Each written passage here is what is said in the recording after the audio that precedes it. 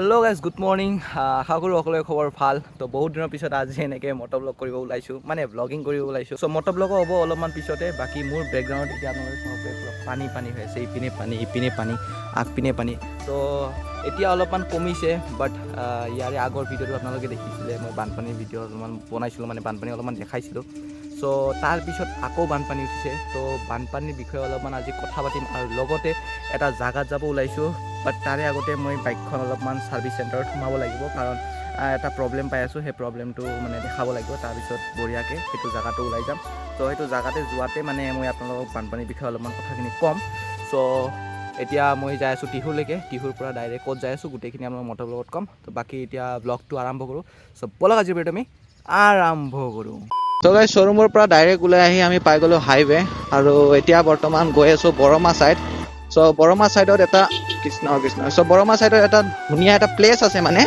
চ' সেই প্লেচটোলৈকে যাম আজি তো তাতে ৰিল চিল বনাব বঢ়িয়া মানে ঠাই আৰু সেইখিনি হাত আৰু বাকী ইউটিউব কণ্টেণ্টৰ কাৰণে তেনেকুৱা নহয় বাট ৰিল বনাব ভাল ঠাই চ' আশে পাশে বৰমা বা টিহু এইবোৰ আশে পাশে মানুহ যে আছে সেইবোৰ মানে তাত যাই বনাব পাৰিব আৰু তো এতিয়া চাই লওঁ ময়ো ফাৰ্ষ্ট টাইম যাই আছোঁ তো কেনেকুৱা হয় আপোনালোকে নিশ্চয় ব্লগত দেখা হ'ব আমি আহি পালোঁ বৰমা আৰু চিধা আহি গৈছোঁ বৰমা কলেজৰ পিনে চ' লোকেশ্যনটো ইয়াতে আছে চবৰে কি ধুনীয়া এটা পুখুৰী বনাইছে চ' এইখন কলেজতো মই এবছৰ আছিলোঁ এবছৰ পঢ়িছিলোঁ চ' মনত পৰে মানে টাইম বাকী এতিয়া গৈ আছোঁ এইপিনেদি মানে বৰমা কলেজৰ ছাইডেদি যাব লাগে ৰাস্তাটো চ' বলক যাই কিনে আপোনালোকক লোকেশ্যনটো দেখাই আছোঁ A few moments later.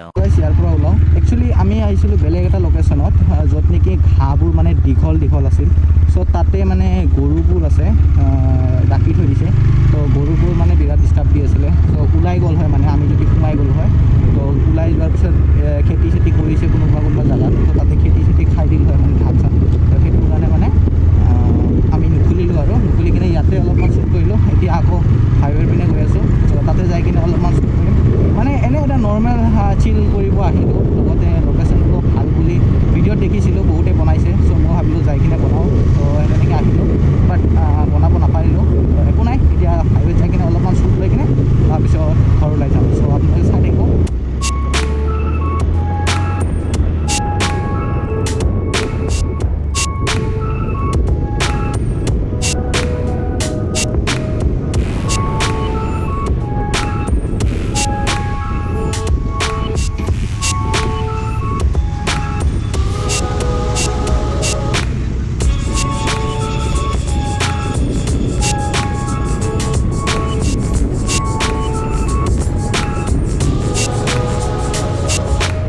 বৰ্তমান আহিছোঁ এটা ৰিজৰ্টত ভিতৰত যোৱা নাই বাৰু আমি বাহিৰতে মানে ৰিল শ্বুট কৰি আছোঁ ইয়াতে ভায়ে বৰ্তমান মোৰ বাইকখনত বনাব আৰু ইপিনে এখন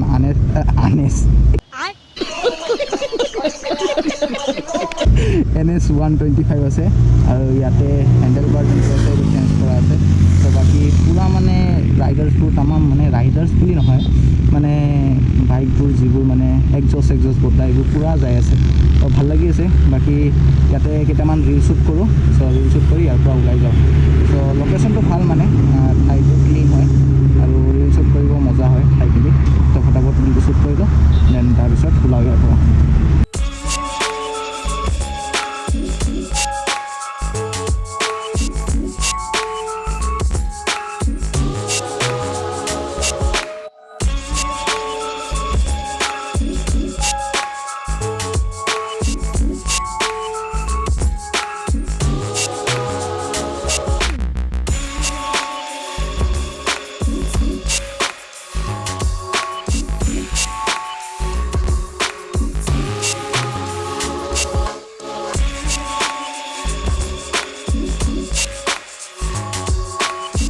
বঢ়িয়াকৈ ভাইক মানে বিদায় দিলোঁ মই বিদায় লৈ আহিলোঁ তো এতিয়া বৰ্তমান ঘৰত গৈ আছোঁ আৰু ৰিল চিল শ্বুট কৰিলোঁ মানে যিটো জেগাত যাব ওলাইছিলোঁ একচুৱেলি আপোনালোকৰ প্ৰব্লেমটো ক'লোৱে লম্বা ঘাঁহবোৰ যে থাকে তো সেই ঘাঁহবোৰত মানে শ্বুট কৰিম বুলি ভাবিছিলোঁ বাট তাতে কি হ'ল গৰু আছে ভিতৰত মোটামুটি 8-9টামান গৰু আছে আৰু গেটখন খুলি দিয়াৰ লগে লগে ইয়াতে গেটৰ কাষতে আছে দৌৰি ওলাই আহে মানে তো সেইটোৰ কাৰণে আমি ভিতৰত সোমাই কিনে শ্বুট কৰিব নোৱাৰিলোঁ কাৰণ যিহেতুকে খেতি পথাৰ বৰ্তমান খেতিৰ ছিজন চলি আছে খেতিৰ টাইম তো গৰুবিলাক ওলাই আহিলে আৰু বেলেগৰ খেতি খাই অনিষ্ট কৰিলে আমাক তাত ধৰিব তো সেইটোৰ কাৰণে মানে আমি গৰুবিলাকক ভিতৰত থৈ কিনে আমি এটা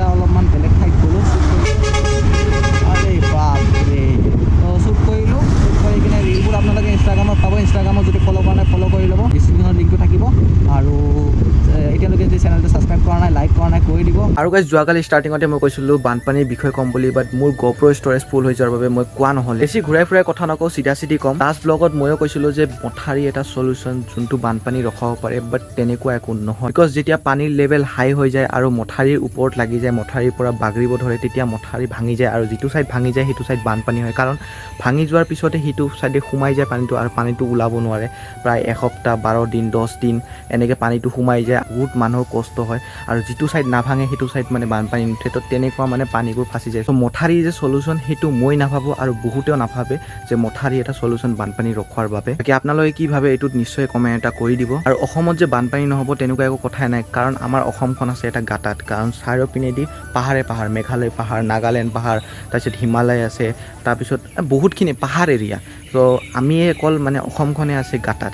চ' সেই যিমান পাহাৰৰ পানী আহে চব আহি কিনে পৰে অসমত, আৰু অসমত সেইকাৰণে ফ্লাড অভাৰ হৈ যায়, যাৰ ফলত মানে আমাৰ ঘৰলৈকে উঠি যায়। আগৰ দিনত কি আছিলে, মানে চাংঘৰ আছিলে। তো চাংঘৰৰ এটা মানে ফাইদা আছিলে যে ওপৰত থাকে, ঘৰটো ওপৰত থাকে, তলৰ পিনে খালী থাকে, আৰু পানী আহিলে মানে বানপানী আহিলে পানীটো ওলাই গুচি যায়, আৰু মানুহবোৰে একো অনিষ্ট নহয়, বস্তুবোৰ বা জন্তুবোৰৰ একো অনিষ্ট নহয়। এতিয়া চাব পাৰে আপোনালোকে মানসত কিমান জন্তু মৰিলে, প্লাছ এনেকৈ কষ্টত আছে, আৰু কাজিৰঙাটো আছে, প্লাছ মানুহবোৰ কিমান মানুহ মৰিলে। তো সিদিনা এটা নিউজ পাইছিলোঁ মই যে গুৱাহাটীত মানে নালাত এটা ল'ৰা পৰি গৈছে, যোনটো দেউতাকে ইমান কান্দি কাটি মানে আছিলে। তো তেনেকুৱা মানে চিটুৱেশ্যনবোৰ হৈ যায়। তো আমাৰ মামাৰ CM ছাৰে এটা কথা কৈছে যে যিমানবোৰ বিল আছে অসমত, যেনেকৈ দীপৰ বিল হওক আৰু বহুতটা বিল আছে, তো সেই বিলবোৰত মানে এইবাৰৰ পৰা বানপানী ষ্টক কৰাৰ ব্যৱস্থা কৰিব। মানে বিলৰ আগত মানে চুইচ গেট লগাব, যাতে পানী আহিলে, যেতিয়া অভাৰ পানী আহে তেতিয়া সেই পানীবোৰ যাতে বিলত ষ্টক কৰিব পাৰে।